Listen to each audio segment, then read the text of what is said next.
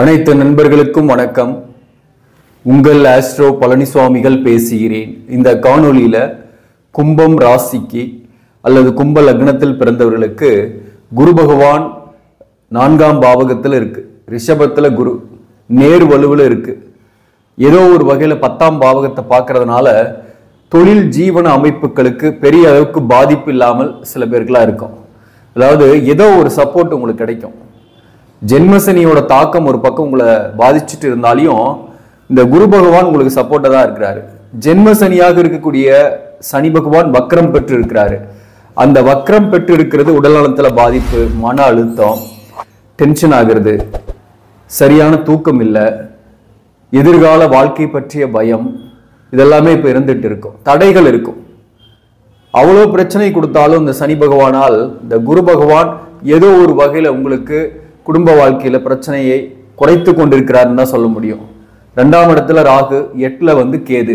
இது குடும்ப வாழ்க்கையில ஆர்கியூமெண்ட்ஸ் ஏற்படுத்திக்கிட்டே இருக்கும், அல்லது பிரிந்திருக்கக்கூடிய சூழ்நிலை ஏற்படுத்தும். கணவன் மனைவிக்குள் ஒற்றுமை இல்லாமல் ஒரே வீட்டில் இருந்தா கூட தனித்தனி ரூம்கள் இருக்கக்கூடிய சூழ்நிலை ஏற்படுத்தும். ஆனாலும் இந்த குரு பகவான் ஏதோ ஒரு சப்போர்ட், வாழ்க்கை ஜீவன அமைப்பு சராசரியாக ஓடுவதற்கு உதவி செஞ்சு கொண்டிருக்கிறது.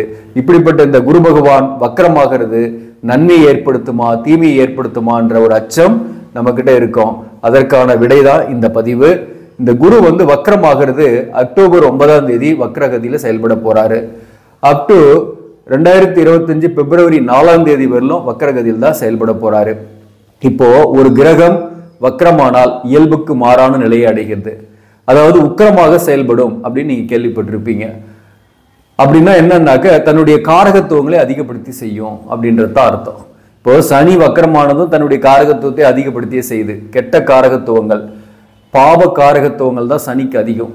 ஆனா குருவுக்கு சுப காரகத்துவங்கள் அதிகம். அந்த வகையில பாத்தீங்கன்னாக்க இந்த குருவோட காரகத்துவங்கள் கிடைக்கக்கூடிய வாய்ப்புகள் இந்த காலகட்டத்தில் உண்டு.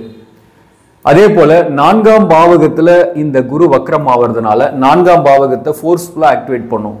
அந்த 4ஆம் பாவகத்துக்குரிய பலன்கள் வீடு, வாகனம், சுகம், மாத்ருஸ்தானம், இதெல்லாம் தொழில், இதெல்லாம் 4ஆம் பாவகத்துக்குரிய காரகத்துவங்களையும் ஆதிபத்திய பலன்களையும் அதிகப்படுத்தியே செய்யும். அந்த வகையிலையும் தன்னுடைய ஆதிபத்திய பலன் குரு பகவான் கும்பம் ராசிக்கு 11ஆம் அதிபதியாகவும் 2ஆம் அதிபதியாகவும் வராரு. இந்த 2 ஆதிபத்திய பலன்களையும் 4ஆம் பாவகத்தின் வழியாக செய்யும் என்பதை தான் நம்ம இங்க புரிஞ்சுக்கணும். இப்ப என்ன மாதிரியான பலன்கள் ஏற்படும்? நன்மை ஏற்படுத்துமானா 100% நன்மையை தான் ஏற்படுத்தும், கவலைப்பட தேவையில்லை.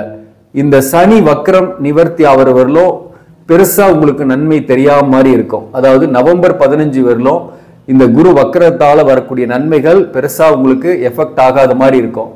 ஆனாலும் இந்த நவம்பர் 15க்கு பிறகு இந்த குரு பகவானுடைய வக்ர பலன்கள் ஓரளவுக்கு உங்களுக்கு ஃபீல் பண்ற மாதிரி இருக்கும். இப்போ சதயம் நட்சத்திரத்துல இந்த சனி அக்டோபர்ல இருந்து இருக்க போறாரு. ஸோ அப்போ இந்த சதயம் நட்சத்திரத்துக்கு ஜென்ம சனியோட தாக்கம் கொஞ்சம் கடுமையா இருக்கிற மாதிரி இருக்கும். அப் டு நவம்பர் 15 வரலுமே இந்த சதயம் நட்சத்திரத்தில் பிறந்தவர்களுக்கு சில தடைகள்லாம் இருக்கும். ஆனாலும் இந்த குரு பகவான் சில தடைகளை நீக்குவார், தடைகளை உடைப்பார். இந்த இறைவனுடைய அருளால அந்த தடைகளை விளக்கும். இருந்தாலும் இந்த காலகட்டத்தில் சதயம் நட்சத்திரத்தில் பிறந்தவர்களுக்கு பெரிய முடிவுகள் எடுக்காம இருக்கணும். குறிப்பா வேலை மாறுறது, ஒரு வேலை கிடைக்காம இருக்கிற வேலையை விடுறது, அல்லது மேலதிகாரிகள் கூட பகச்சிக்காம இருக்கிறது இந்த காலகட்டத்தில் நன்மை. வேலை விஷயமா திருமண வாழ்க்கையில கூட பாத்தீங்கன்னாக்க அவசர முடிவோ அல்லது கோர்ட்டு டிவோர்ஸ் கேஸ் போன்ற விஷயத்துக்கு ஈடுபடுறதோ இந்த காலகட்டத்தில் தவிர்க்கணும். சதயம் நட்சத்திரத்தில் பிறந்தவங்க, அதாவது அக்டோபர் மாசத்திலிருந்து நவம்பர் 15ஆம் தேதி வரலும் சொல்றேன் நான். அதே போல அவிட்டம் நட்சத்திரத்தில் பிறந்தவர்களுக்கு திருமணம் ஆகாம சில தடைகள் சில பேருக்கு இருக்கும்.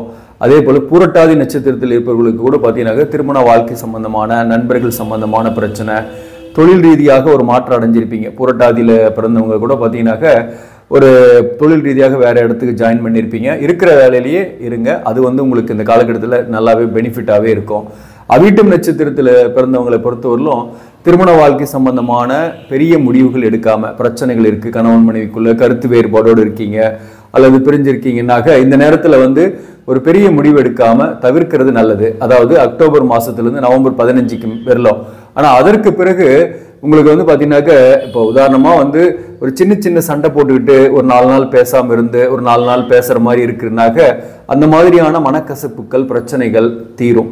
எந்த விதமான லீகல் ஆக்டிவிட்டியும் எடுக்காமல் சில பேர் ஒரு வருஷக்கணக்காக கூட பிரிஞ்சிருப்பீங்க.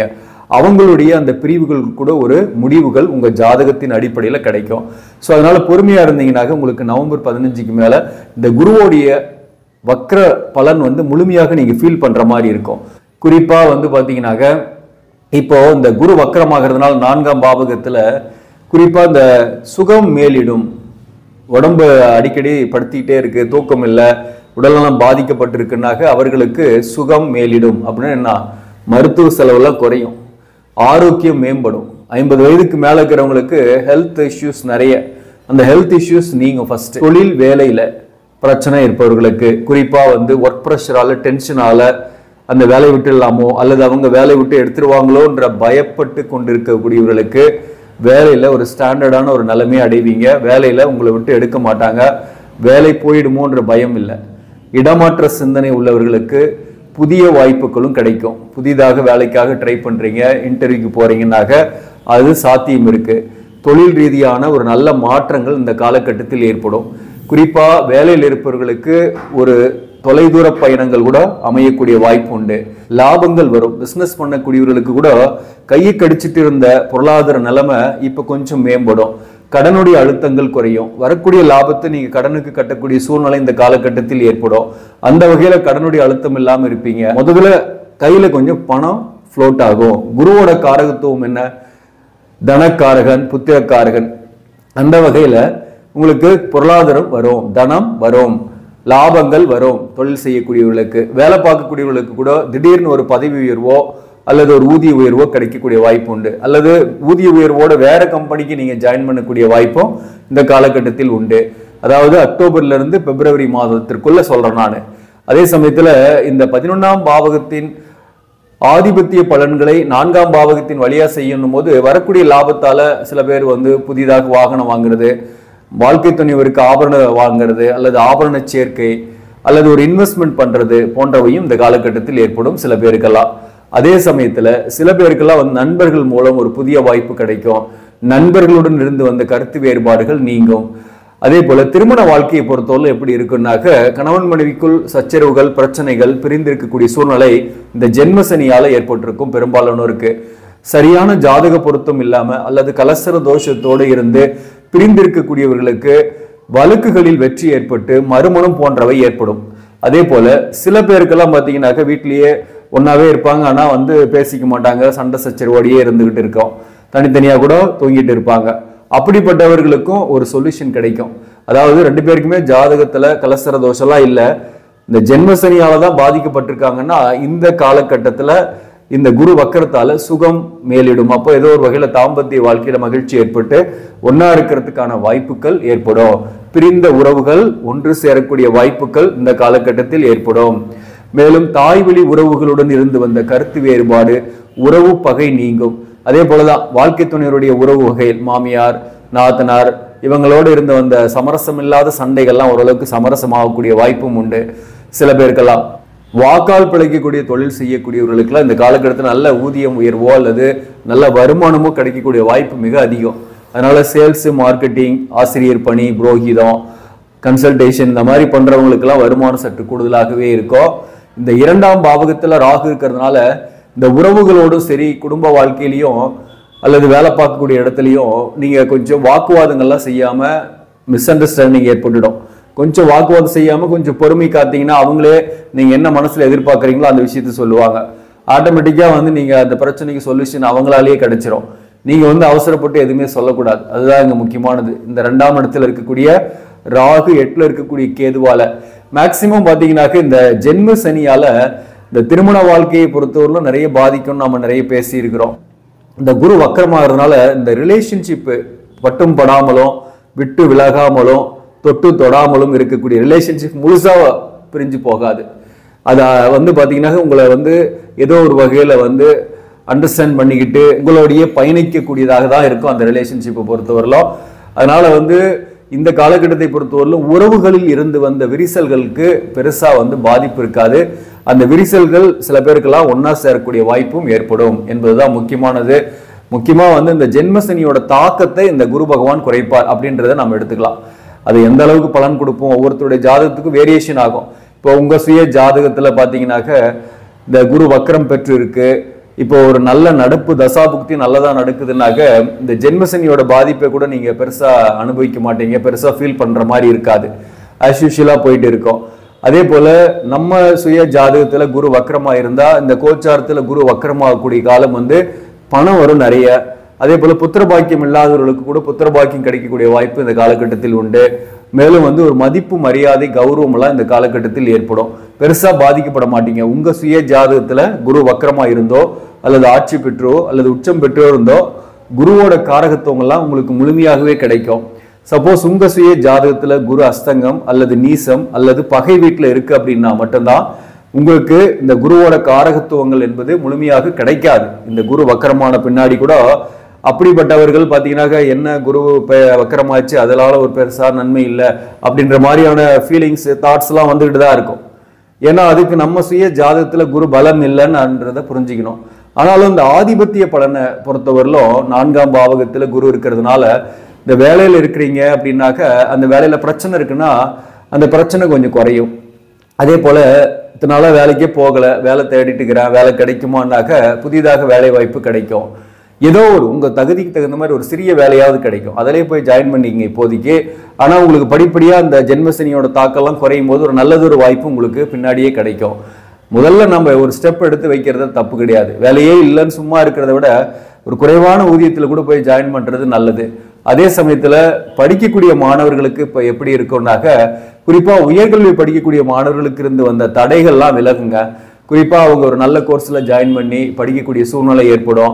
சில பேருக்கு வந்து குறிப்பா தன்னுடைய பிள்ளைகளுக்கு நல்ல கோர்ஸ் கிடைச்சு அதுக்கு பண செலவு பண்ணக்கூடிய சூழ்நிலையும் சில பேருக்கு ஏற்படும். அல்லது தன்னுடைய பிள்ளைகளுக்கு வரன்கள் அமையக்கூடிய சூழ்நிலையும் சில பேருக்கெல்லாம் ஏற்படும்.